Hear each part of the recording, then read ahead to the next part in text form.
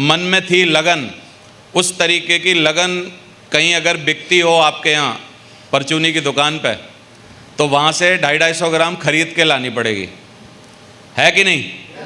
तो वो लगन की एक्चुअली ज़रूरत है, उस प्यास की ज़रूरत है, उस भूख की ज़रूरत है, उस तड़प की ज़रूरत है, उस दीवानगी की ज़रूरत है, उस पागलपन की ज़रूरत है, उस जुनून की ज़रूरत है, जो हमको सबको कहीं ना कहीं से दुकान ढूंढ के ख़रीदना पड़ेगा।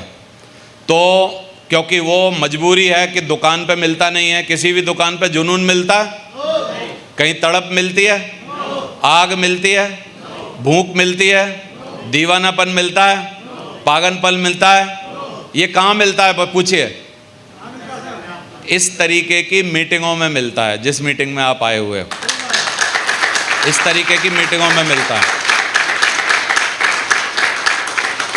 तो कितने लोग आज रूबरू होना चाहते हैं कुछ बातों से जिनकी हम कमियां कर रहे हैं, जिनकी गलतियां कर रहे हैं, जो चीज़ें हमको समझ नहीं आ रही, या हो सकता है हमको बार बार बताई जा रही हैं लेकिन हमारे जहन में नहीं बैठ पा रही, या हो सकता है कि कोई ना कोई कमी है जिसके कारण हम लोग वो नहीं हासिल कर पा रहे हैं, जिसको हासिल करने के लिए हमने इस बिज़नेस में शुरुआत की है।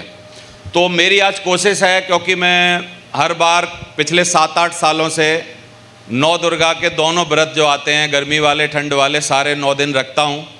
तो आज मेरी देवी माँ से भी ये मतलब प्रार्थना है कि कुछ ना कुछ मेरे मुंह से ऐसा बुलवाए कि कम से कम तुम्हारा दारिद्र्य ख़त्म हो जाए, दुख ख़त्म हो जाए, तकलीफ़ें ख़त्म हो जाएं।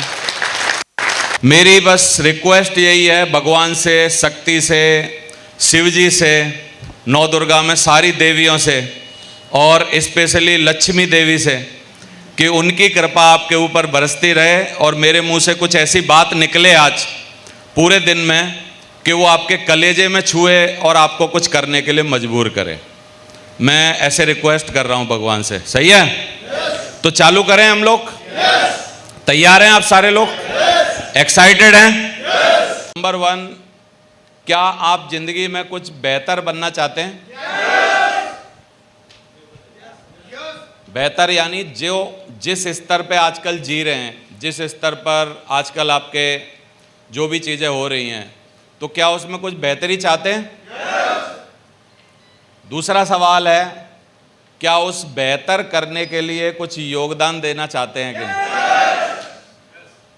क्योंकि पहला वाला सवाल किसी से भी पूछ लो, गांगने वाले कोई भी घूम रहा हो, तमाशे वाले कुछ घूम रहे हो, बेचने वाले छोटे छोटे सामान, किसी से पूछ लो, क्या जवाब आएगा?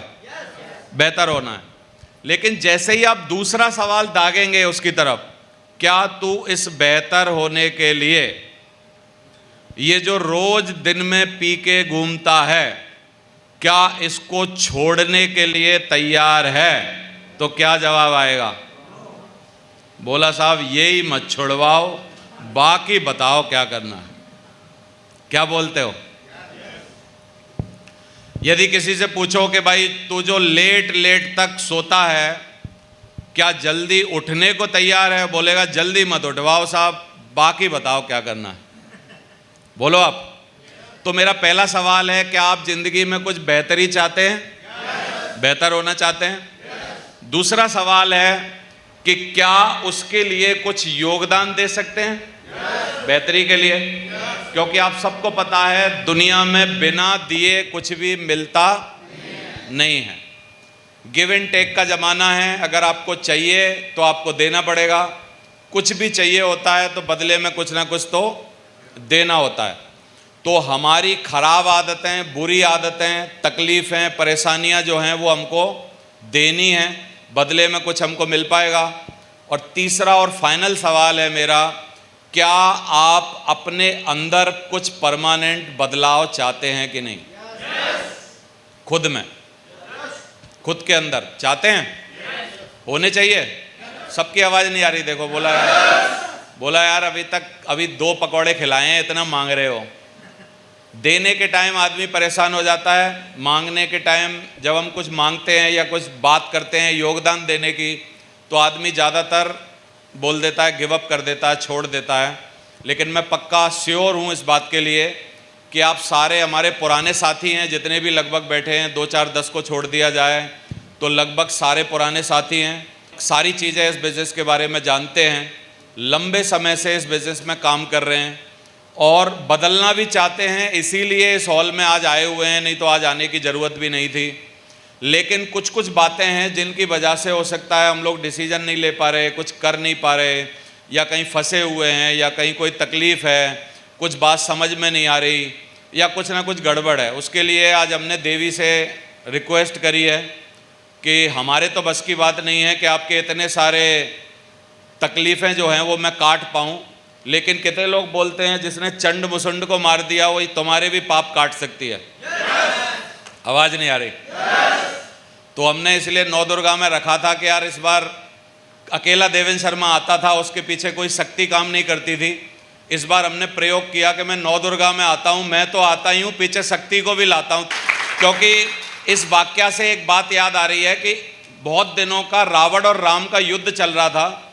राम लगातार 4, 5, 7 दिन से विजय हो रहे थे, लगातार जीत रहे थे, और एक घड़ी उस टाइम ये आ गई थी कि सारे भाई बंधु जितने भी थे रावण के वो खत्म हो गए, और अब रावण ने डिसीजन लिया कि आज मैं जाके राम से युद्ध करूंगा।